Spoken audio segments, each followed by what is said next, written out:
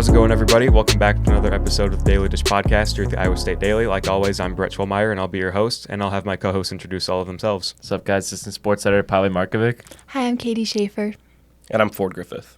Welp, we had a few more games across the Big 12. They weren't great. I won't lie. Not great for Iowa State on the men's side. The women did pick up a win in one of their past few games, but we'll start on the men's side, and it's just really been a fall from grace, I would say. Iowa State came into this season with just a lot of promise, possible Final Four team, and they're kind of hitting that mid-season slump, I'd say. We're like halfway through the Big 12 portion of the season, exactly 10 games in, 11 games in now, 9 games to go. So it's been a struggle bus for the Cyclones these past 3 games. The first of those, or I guess the second of those games, the head-scratching home loss to Kansas State. That one, I figured Iowa State would win, and I could not have been more wrong on that one. Yeah, first starting off, I'd say hopefully this is the last depressing podcast we have to film from both sides at least, because I know the women's team did lose to 2 ranked opponents, which is fair in itself because, it's a tough task already. But, for the men's side, just really shocking how they just dropped this game to Kansas State, who came into the game, wasn't even 500 overall record. I think they were 9-11. So it's really surprising to see. I know they were starting to build some confidence after getting 2 key wins at home, but they had to go to Hilton, which is known as one of the hardest places to play in college basketball. But obviously, they took full advantage. Obviously, in the beginning of the game, by the first time out, Iowa State looked like they're going to roll through it. I think it was like a 13-4 lead until the first time out. But then after that, something must have happened. I don't know, something internally, somebody hit a switch or something, because it just turned off the building, even though Hilton did show out. Obviously, every game they're going to show out, but still, they just hit a wall or something and just couldn't climb up. Yeah, we knew that there was a lot of outside noise, a lot of outside factors heading into this year's matchup, considering what happened last year with the whole filming, the phones, all the allegations towards that. So a bit of bad blood maybe between these two teams. I don't want to put words in people's mouth, but that's just kind of, from an outsider's perspective, I felt like that's kind of what this game was looking like. And I think that Kansas State probably took that to heart. They know that something may have happened last year, and they just wanted to make a statement. And they were, like you said, they were getting back on the right track. They had some good home wins. And this one was just, for everything that was kind of going into this, Iowa State got denied its 30th home win in a row. Kansas State broke a 15-game losing streak on the road. And it was 12 games that they lost against Big 12 opponents. Mm-hmm. So everything that kind of just went into this one, it felt like Iowa State should have been the better team, but I feel like all those outside factors, and also the fact that Coleman Hawkins is on Kansas State now, and he had seen, again, Iowa State before in the tournament last year, given that it was with Illinois, but that might have been something, too, that really helped out Kansas State in this one. Yeah, and that was mainly the player to watch on this Kansas State team was Coleman Hawkins. He was listed as a guard, even though he's 6'10", 6'9", so that was I thought that was an error, honestly, but no, he plays basically like Joshua Jefferson in that sort of way. He's able to do a little bit of everything, and he showed it. I think he only missed 1 minute the entire game, played 39 minutes, still got 17 points. It's perfect from 3. That big guy being able to shoot like that is very dangerous. And then obviously made all 4 of his free throws, and then 7 rebounds, and then was near to foul out, but didn't end up happening. But he's a forced steals too. I saw that. But yeah, he's just probably the main problem going into this game. I know it was going to be a fun one to watch between him and Josh Jefferson, but didn't really end up happening because him and the rest of the team just took hold of the Cyclones. Yeah, and another one that I know that he kind of scored. He ended up scoring quite a few points, but again, I don't think that the performance was how he wanted it to happen. That's Curtis Jones, and ever since he reached that career high of 33 points against Arizona, he's just really been off his game. He didn't make a single 3 against Arizona. He made, 1 against somebody. Yeah. Kansas, the game after this one. Yeah. But yeah, I just think that Curtis Jones, he's going through something maybe. Maybe teams are just starting to figure him out. And again, that probably all has something to do with Milan Momcilovic out and Iowa State just not being able to adjust as well as we thought they would. Yeah, and I feel like even along with Curtis, everyone's having a problem confidence-wise. I know they say they don't have a problem confidence-wise, but it's showing everyone doesn't want to be able to shoot the ball at will. They just make the pass and hopefully somebody else does something, which is a huge problem. You want to be able to see that this team was able to keep shooting. Even if you keep missing, you want to keep shooting and try and build up that confidence, but obviously isn't showing. And then, obviously he still had some decent scores, Taman Lipsy leading the way with 20, but still, like, shooting 36.5% throughout the whole game is just really sad to see. Yeah, the 61-point performance in itself just wasn't great. I know that the first half they kind of kept things really competitive, but that second half, Kansas State just found something to just kind of grab that extra gear and outscore Iowa State by nearly 20 points in the second half. And it felt like the offense for Iowa State just wasn't what it was supposed to be. I know that they really do a lot of inside-out type of plays. When the inside collapses, when they get in there, they usually kick it out. And there were a few points in that game that it looked like there were guys open outside, and they just weren't kicking the ball out. They were forcing shots inside. There was one sequence where Keyshawn Gilbert misses a layup. Joshua Jefferson rebounds it, misses the putback, rebounds his own miss, and still misses again. So I don't know if it's just a thing of just shots weren't falling. I don't know if it's they tried something different and it just didn't work. But whatever it was, something was just off about this team. And it, like you said in your column, it might have been because of that overtime loss to Arizona that something just didn't sit right after that one, and it just kind of carried over into this game. Yeah, and I know that game was more competitive too because it was at Arizona, so you kind of expected the same thing with the game at Arizona State. It was competitive until like the final couple minutes where they pulled ahead, and that's what it looked like again for that Arizona game. But then obviously Caleb Love, of course, did his magic, and of course that was like I feel like was the pinpoint to where these struggles began. Like I know you couldn't have them like think like, oh man, that sucks, could have won this game, but now they had to wait a whole week before they played Kansas State, so they had the time to rest and recuperate and get flushed out of their systems, but didn't end up happening. Kansas State just exploited their weaknesses and they made them look embarrassing. I mean, they snapped a 29-game home win streak at Hilton, so that was just very, very unfortunate to see because, these Hilton fans, like I know post-game, I think it was Taman who said, like, we don't want to lose at home, and same thing with Curtis, like, don't want to come here and lose because, these fans, it's kind of an expectation at this point, I feel like now, just because of the way they've been able to beat teams at home. The fans bring the energy, the team follows from that, but this game, even with when TJ did get a technical foul from trying to rejuvenate his team, it did work in a sense, but Kansas State just ended it, and, no hopes after that. Yeah, just a really puzzling game.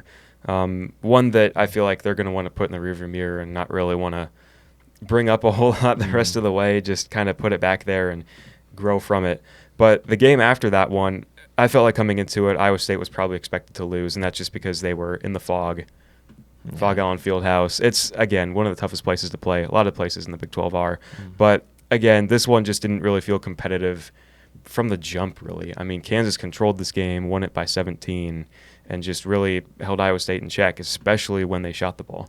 Yeah, and I feel like even Iowa State's defense played decently well. I mean, you hold Kansas at home to only 69 points, which is, really cool to see because, obviously they faced this team before, but they even shot them, like, to do some things that they didn't want to do, but just kind of like, they shot themselves in the foot with their own things. And, man, this game just felt way worse, and obviously it showed in the stats of shooting. Like, there seemed like there was a lid on the rim type of thing, Nobody was making anything. I know we had 3 different people tie for 11 for the high, and that's pretty much it. Like, the only person I think that was really a positive in this game was Deshaun Jackson, and he nearly got a double-double. It was 1 point and 1 rebound away. And, he had 4 offensive rebounds out of his 9, which is really cool to see. I think it was at that sequence where he had like 1 or 2 in the same one. So, but otherwise, I don't know what to say. Like, this is an expected loss for sure. Like, going into the season, going into this game, of course, but I didn't expect him to play this awful. I mean, a season low for points is pretty bad. Yeah, and I feel like maybe sometimes they were just trying to shoot because they needed to get points, needed to cut into that lead, because Lipsy, Jones, and Gilbert all shot 5 or more three-pointers, and they all made only 1. So the team overall in that game made 3 of its 21 attempted three-pointers. Kansas, on the other hand, from 3 goes 9 for 18. Even the free throw shooting, Iowa State did shoot twice as many free throws as Kansas, but only made 3 more free throws than Kansas did. So that was a little bit of a problem too. The free throws aren't falling, which is, it always seems to be like an issue, which kind of sucks, but it's just the nature of Iowa State basketball, I guess. And then, again, Curtis Jones, 1 for 7. So the team, I found this interesting. The team against Kansas shot 3 for 21 from 3. Curtis Jones himself in the past 3 games is 3 for 21 from 3. What a stat. That's a problem. 1 for 7 in each game, basically. That needs to change like he did, yeah. Now. Absolutely. Like, I don't know what, like, I could say, like, they're going to fix it, like, after. I know the Arizona one was kind of like, whatever, fine. Like, we kind of expected, like, this Kansas one to kind of go in there and maybe lose, which, you know, whatever. They're there for 2 games with Arizona State, played them hard, and barely scraped out a win. So, you know, I wasn't too crazy on that. Obviously, the way it happened kind of sucked. But, you know, the Kansas State ones are really like, what is happening right now? Like, what is going on? And I know this Kansas game, same thing with Arizona, like you said.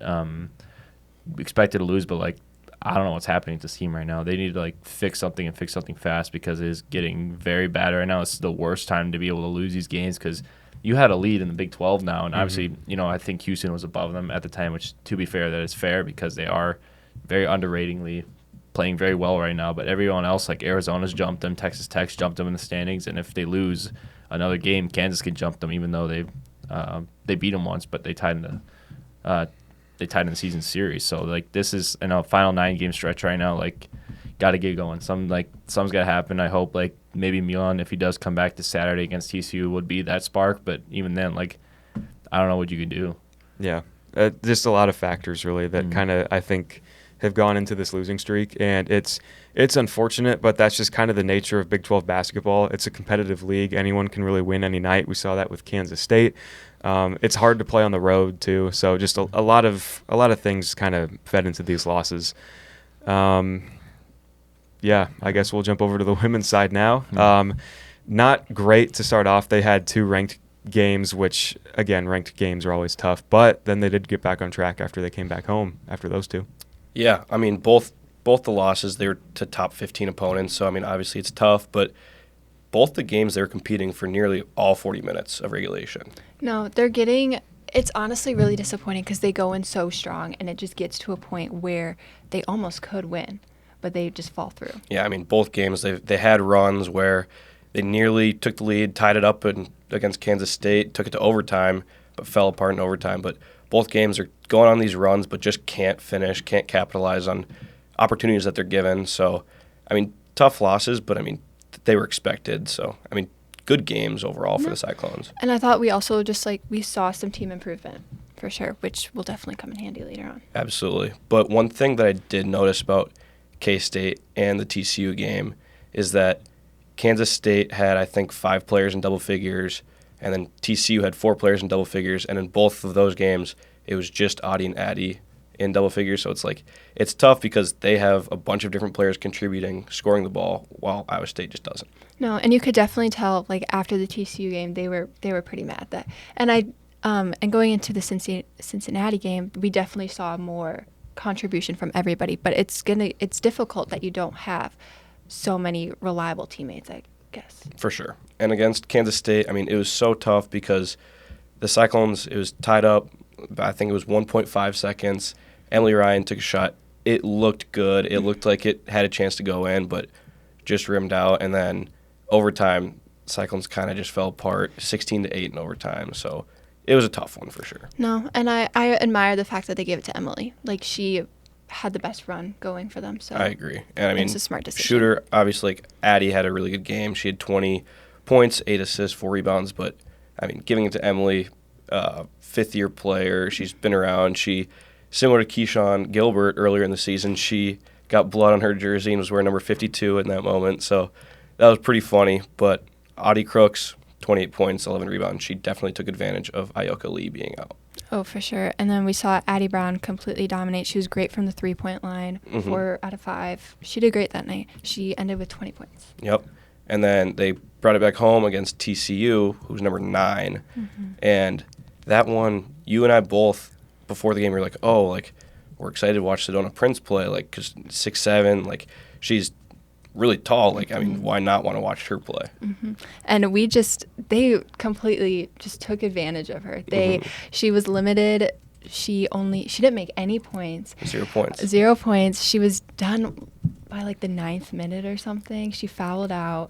It was great. It was great to see her, such a great player, and them just totally take advantage of her and focus all of their attention on her to just get her out of the game. Totally, just take her completely out of the picture, basically force Haley Van Lith and other players to score. But Sona Prince, she just looked visibly frustrated the whole game. You could see coaches on the bench talking to her like, hey, like, you're good, like, just keep going. But she was so frustrated. It was super cool to see Audie, like, take on that matchup and dominate that one. No. And then Haley Van Lith ended with 28 points. She was amazing to watch, too. She was great in field goal range. Mm-hmm. And she's a really good ball handler, too. You could tell the way that she took screens and, like, kind of, like, played with the defense a little bit, see what they gave her. And then she also fed it to Taylor Bigby, who had 19. Mm-hmm. Pretty sure that was her season high, maybe career high. So, I mean, they had other players step up for them, which is tough. But, I mean, Audie and Addie, those two combining for 60 points was fun seeing them just score at ease. It was. And TCU it has so much depth, and they do continuously play like the same 6 players, but it's good knowing they have backups, and honestly, I can't really say the same for us some of the time. Yeah. I mean, Iowa State has players that hit big shots, like Reagan Wilson against Kansas State hit a 3 late in the game to bring it within 2, and then Kelsey Jones against TCU hit a 3, buzzer-beating 3 at half to bring it within, I'm pretty sure, 5, which was big momentum at the end of the half. But they just haven't been that consistent in putting up points, and like outside of those shots, like they aren't doing a whole lot on the offensive end. So, I mean, it's tough, but against Cincinnati, we saw the Cyclones, they had a bunch of players contributing in that one. They did. I was really shocked with Ariana Jackson. She came through. She ended the night with 17 points, higher than Addie, just one below Audie with 18. She did great. She found so much comfort in the three-point line, which Coach mentioned, Bill Fenley mentioned, like at the end, how she's not playing as great as she was her freshman year, but we're kind of seeing her come out a little bit more and taking those great shots, which is great for the team. For sure. And I felt like against Kansas State and TCU, some of those players like Ariana and then Kelsey, Reagan, whoever, it seemed like they were a little timid and didn't want to like put the ball on the ground. They didn't want to dribble. But against Cincinnati, Kelsey had, I think, 2 and 1s. Ariana was dribbling. She had a step-back 3. It was seeing them play with confidence and be confident dribbling the ball, being ball handlers. I mean, it was very like inspiring going into this last stretch of the season, just them being confident. No, absolutely. And then I think the only reason Cincinnati really scored points was just because the three-point line was open. I know. That was kind of it for them. And I think that was kind of a game plan thing for Iowa State because Cincinnati, not great three-point shooters. They're last in the Big 12 in three-point percentage. So I think it was kind of like, okay, we'll let them shoot out there, and then we'll just protect the paint. And so, I mean, they hit 8 threes, so, I mean, they hit a little bit higher than their season average, but, I mean, Iowa State won by 20. So a 20-point win, I don't think that the Cyclones can complain about that at all. No, absolutely not. And then also, one last thing, I mean, Kelsey, her rebounding was super fun to watch against Cincinnati because she scored 11 points, but, I mean, if you were watching the game, like, she was always flying in for the offensive rebounds. Going on the defensive rebounds, she had 9 rebounds. She was only below Addie Brown in that department. No, after the TCU game, one of the biggest things was that they don't follow through their shot and they don't rebound. And going into the Cincinnati game, you could tell that that was their main focal point. They were all over by the basket, so it was great to see that improvement. For sure. And Audie at the end of the game mentioned, like, it's the little things that'll take us over the edge in this last part of the season. So I'm hoping that those players can continue to do that, but, I mean, we'll see. Yeah, so women pick up 1 win over their last 3. The men 0-3 in their last 3. We'll have to see if that changes on Saturday. I guess this is going to be uploaded on Saturday, so today. And the big buzz around campus for this one, for the TCU game, is that ESPN's College GameDay is here. First time that they've came to Ames in 10 years to Hilton Coliseum, so pretty big deal, I'd say. About time. Yeah, that's all I'm saying. Been a while. I mean, Iowa State's been, at least as of recent in the TJ era, it's like you think they'd have at least one time during this time, but I mean, we'll take what we can get, honestly. Like, you know, finally getting away from the ACC and the SEC finally and giving the Big 12 some recognition. So, I mean, this game doesn't make sense to do. I know later in March when Arizona comes to town, that's the one to go to because they actually nationally broadcasting that, not ESPN Plus, which is going to be this Saturday at 11 o'clock, by the way. But yeah, I mean, still coming here, it's still going to be a packed house because every game usually is. So it's not like it'll stray away from the usual Hilton environment. But like, I mean, picking TCU, who's I'd say about on the same level as Kansas State, and right now isn't doing great. But then again, Kansas State beat this team by 19 here, so you never know. Yeah, I would also like to point out that just because the game's on ESPN Plus, this game is actually going to be free. Yeah. So you don't need an ESPN Plus subscription. You just need to get the app, and you can watch it without a subscription. Yeah. So enjoy your one game. Otherwise, I mean, hopefully you're there for it. Obviously, we prefer you to be there. Yeah. But you know, if you're unable to and you want to watch it, it's free. No worries about having to pay any money this time around. But yep. Yeah, it's a good thing that they did that for the fans. Yeah, I mean, I feel like they because it's on game day though. I feel like they could have switched it to like even like ESPN2 or something. Or ESPNU. Yeah, anything. But I mean, regardless, you know, it's out there. People can watch it. Yep. I'm not sure how I feel about the whole time situation and everything. It feels very crammed and very early. Yeah, it does. Which, you know, I'm not big on, you know, waking up early, but I guess I'm going to have to. So ditto. Yeah, but I mean, yeah, that's the thing is going to happen. This is how it's going to be. But, you know, kind of diving into this matchup now, obviously, you know, like I said, TCU, I feel like it's kind of very Kansas State-esque of what they've done this season, you know. 5-6 in the Big 12, nothing crazy, you know, but nothing terrible. 12-10 overall, you know, barely over 500. And then biggest thing, 1-4 on the road, 1-5 in general from the overall season. So, you know, this is kind of be interesting because I know TCU, I mean, they've, like I said, very Kansas State-esque, just knocked off 2 back-to-back Big 12 opponents at home after losing 3. So I'm not going to lie, it's the same colors, very PTSD. Mm-hmm. The one thing I would point out, though, is that TCU does not have any ranked wins this season. That's true. They lost at Houston by 20. They lost at Baylor by 3, so close game, but still. They lost at home against Kansas by 13, and they lost to Texas Tech on the road by 14. So no wins over a ranked opponent. They're not great on the road, and I know Iowa State's been struggling and everything, but I really don't feel like with all the buzz that's around this game, with game day being here and everything, I don't think Iowa State would lose, but obviously I've been wrong before. I would like to be wrong, or I would like to be right this time and picking them to win this game against a purple Big 12 school. Yeah, purple Big 12 school, about the same thing. Like, yeah, it's kind of nerve-wracking. And then, obviously, you know, they have 3 guards averaging more than 11 points per game, which is a very same thing, Wildcats-esque. But, yeah, nonetheless, I mean, they have some players. Obviously, Noah Reynolds leading the way in scoring for the whole team and just the guards, too. And then I might butcher his name, Vashawn Alette. Also there, and then Frankie Collins, also the last 3 people, but still. TCU, I mean, I don't think they're anything really great in terms of any typical categories. So, no.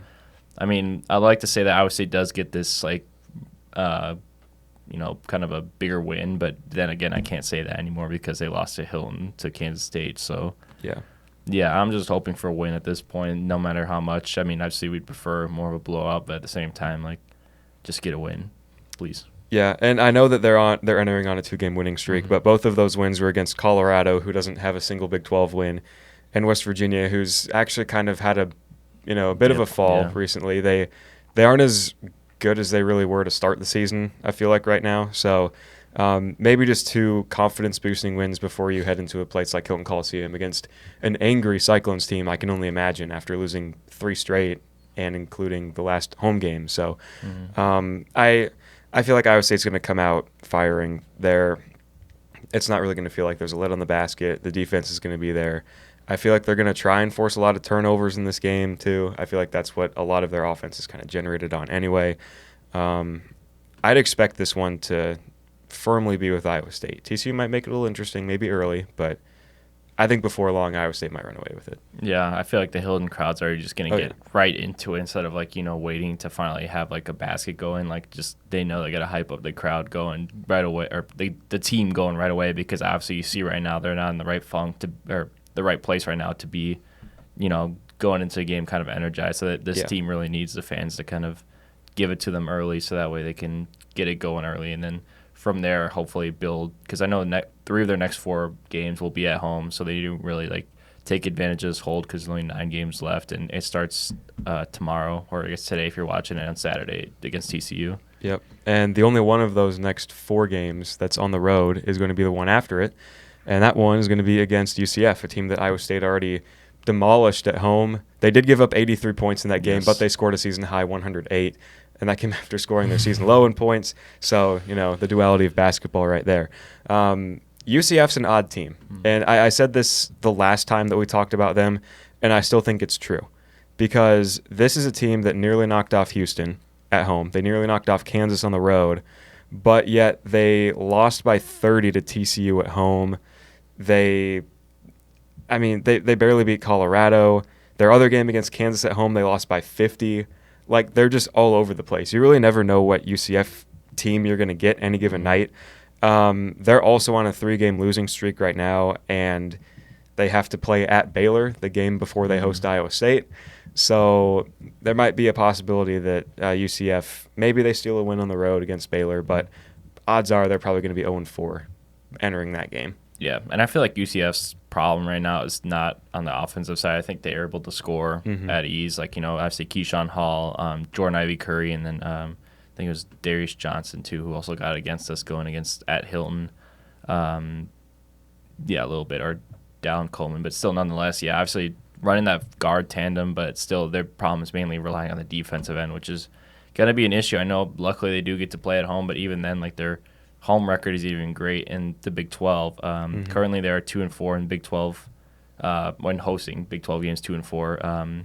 But overall, they're 10-4. Obviously, they swept the non-conference at home, which is good for them. But UCF's kind of on a slide right now. But it's just the perfect time for Iowa State to take advantage because assuming they do lose at Baylor, you got to be able to go to Orlando to take them down and get a nice win, trying to build off that because the next 2 are going to be at home against Cincinnati and Colorado. Yeah, and I totally agree with you on what you said about the offense versus the defense for this team because in their last 5 games, the least amount of points they've scored was 75.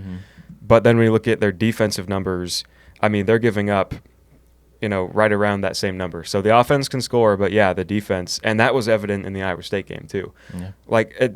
You kind of need 108 points to win if you're letting up 83 points. So, the offense is definitely there. They've got a good amount of scorers on this team. They've got 3 guys that average well over 10 points, 1 guy who's nearly there. Just like TCU, it's 3 guards who lead them in scoring. So, and I feel like UCF does shoot the ball better too. We saw there was a sequence in the first game against Iowa State where they made like 4 3-pointers in a row.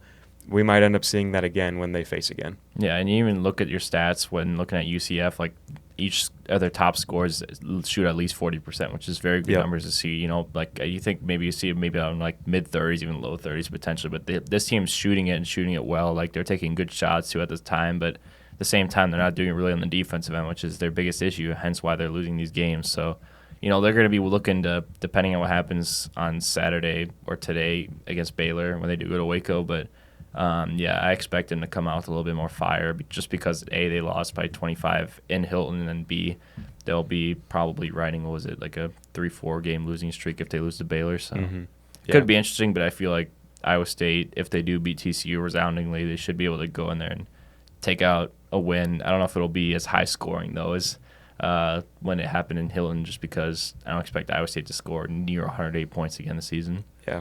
Just think of what would happen, though, if Iowa State does end up losing to TCU and UCF loses to Baylor.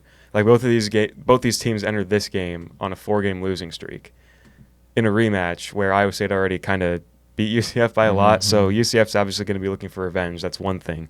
Correct me if I'm wrong, but didn't UCF beat Iowa State in Orlando last year? Or did Iowa State pull that one out?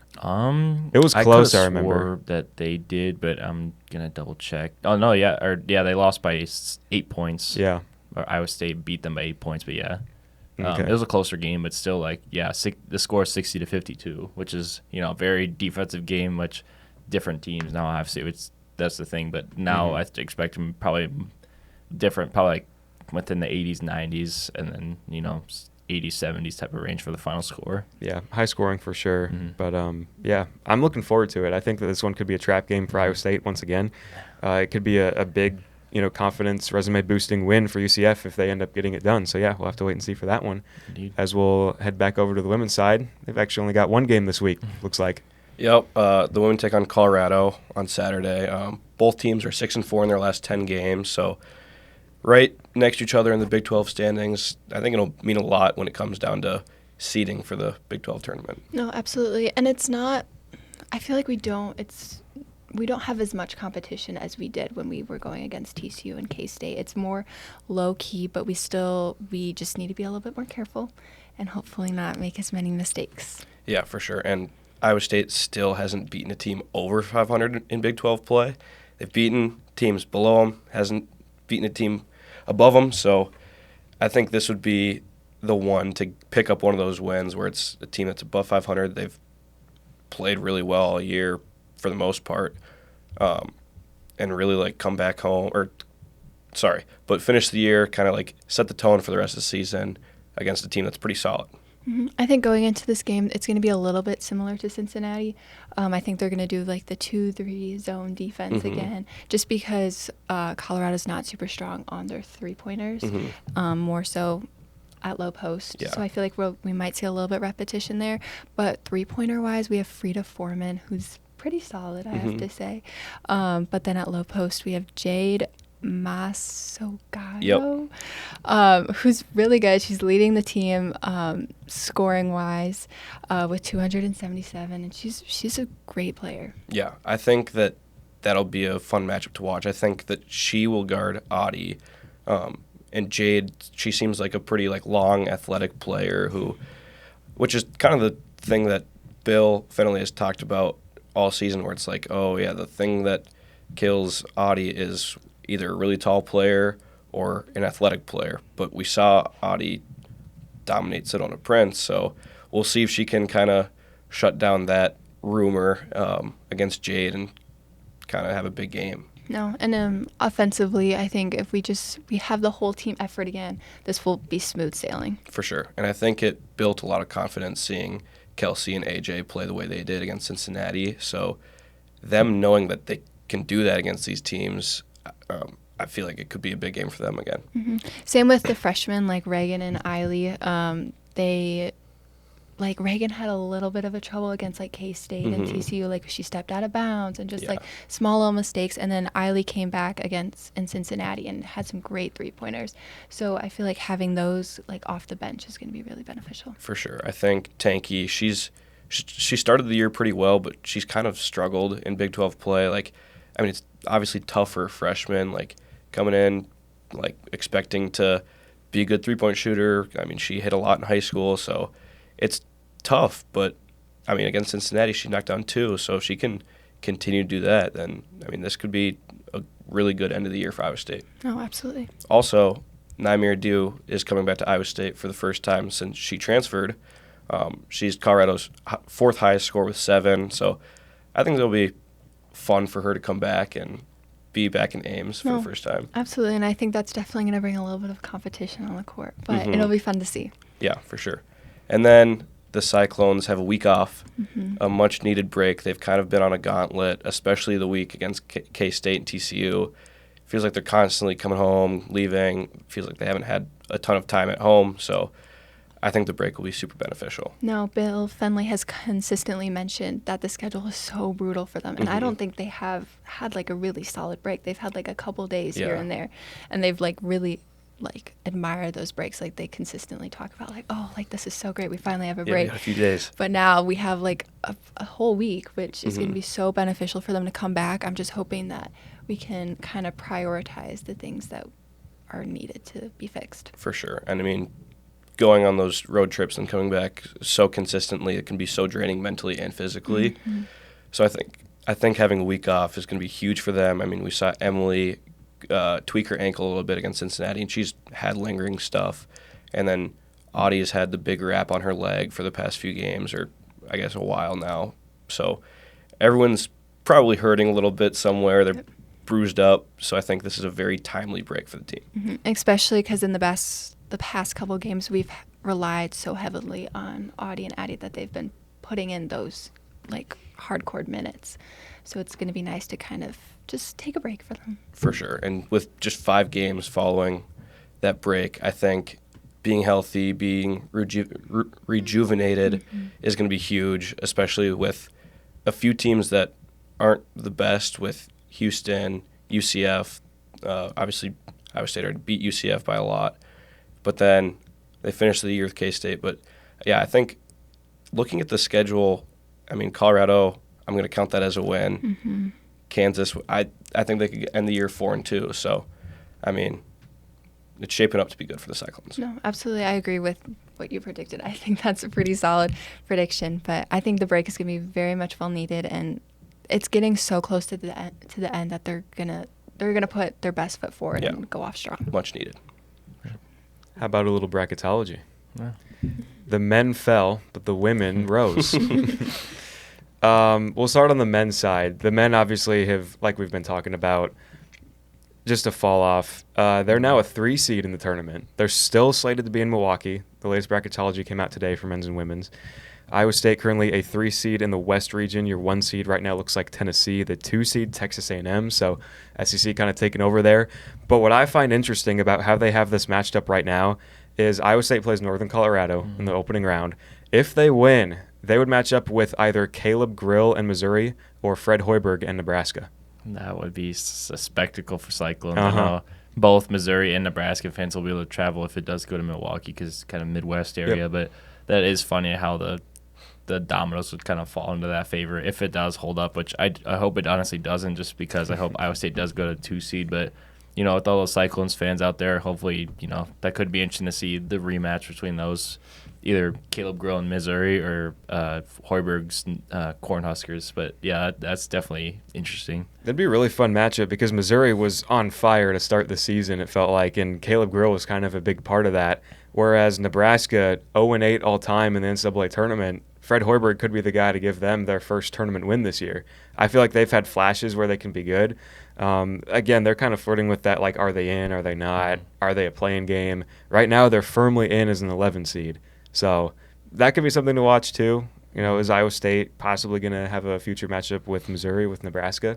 But, I mean, we're a long ways out from that. But, yeah, of course. You know, one can dream. It'd be cool. It would be nice, yeah. Just a little thing, yeah. Yeah.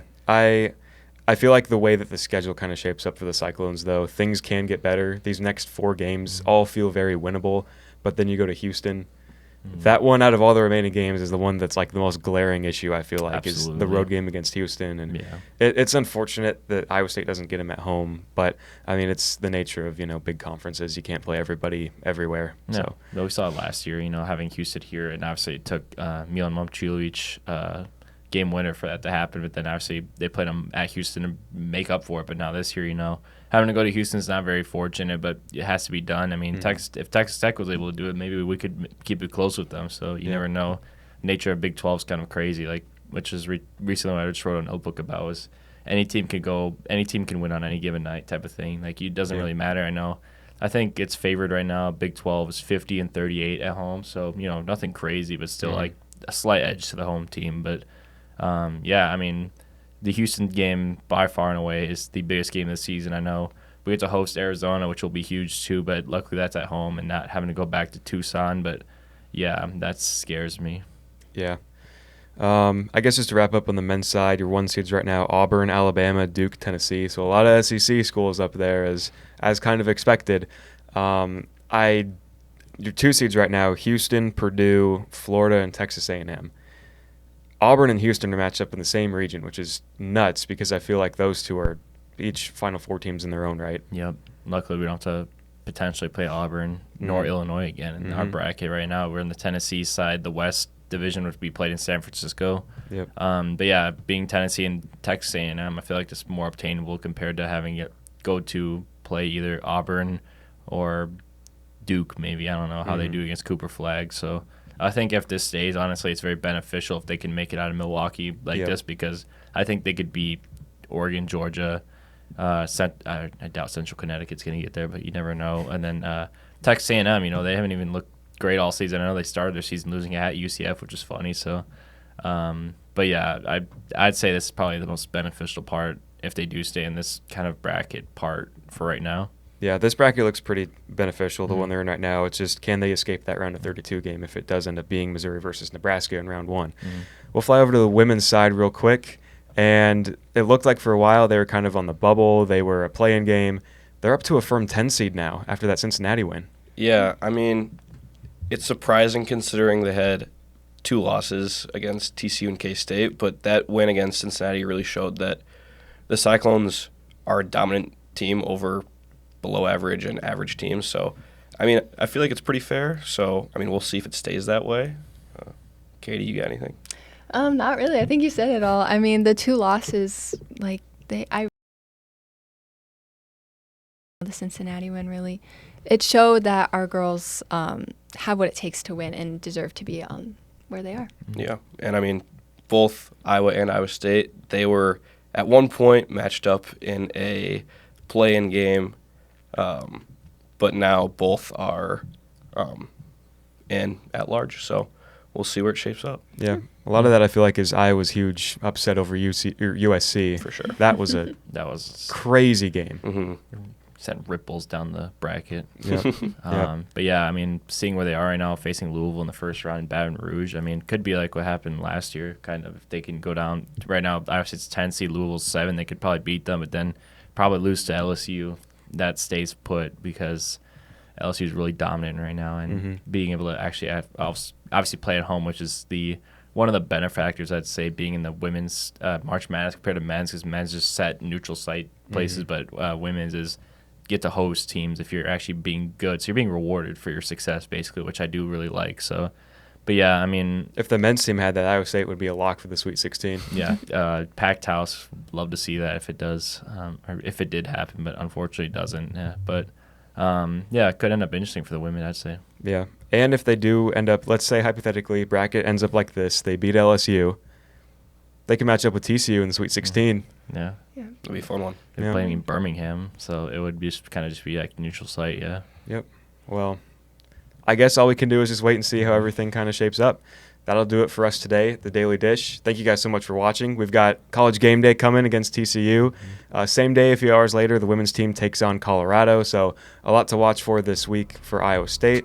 Like, subscribe, and we'll see you next time. See you guys.